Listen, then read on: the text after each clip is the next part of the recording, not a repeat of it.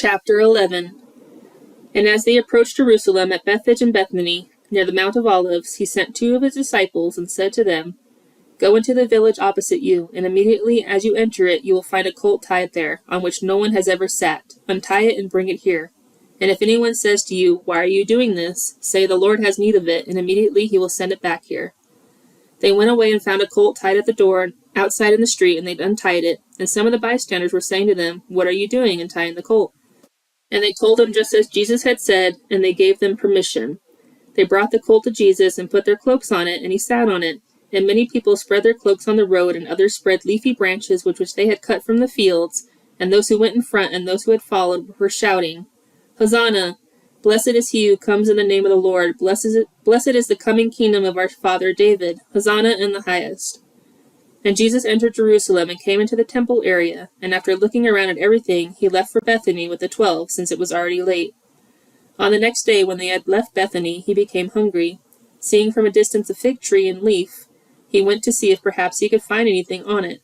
And when he came to it, he found nothing but leaves, for it was not the season for figs. And he said to it, May no one ever eat fruit from you again. And his disciples were listening. Then they came to Jerusalem, and he entered the temple area and began to drive out those who were selling and buying on the temple grounds. And he overturned the tables of the money changers and the seats of those who were selling doves. And he would not allow anyone to carry merchandise through the temple grounds. And he began to teach and say to them, It is not written, My house will be called a house of prayer for all the nations, but you have made it a den of robbers. And the chief priests and the scribes heard this, and they began seeking how to put him to death, for they were afraid of him because of all the crowd was astonished at his teaching. And whenever evening came, they would leave the city. As they were passing by in the morning, they saw the fig tree withered from the roots up. And being reminded, Peter said to him, Rabbi, look, the fig tree that you cursed has withered. And Jesus answered and said to them, Have faith in God. Truly I say to you, whoever says to this mountain, Be taken up and thrown into the sea, doubt in his heart, but believes that what he is saying is going to happen, it will be granted to him. Therefore I say to you, all things for which you pray and ask, believe that you have received them, and they will be granted to you.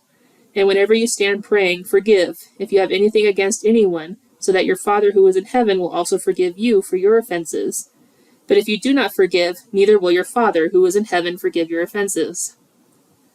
And they came again to Jerusalem, and as he was walking in the temple area, the chief priests and scribes and the elders came to him, and began saying to him, By what authority are you doing these things, or who gave you this authority to do these things?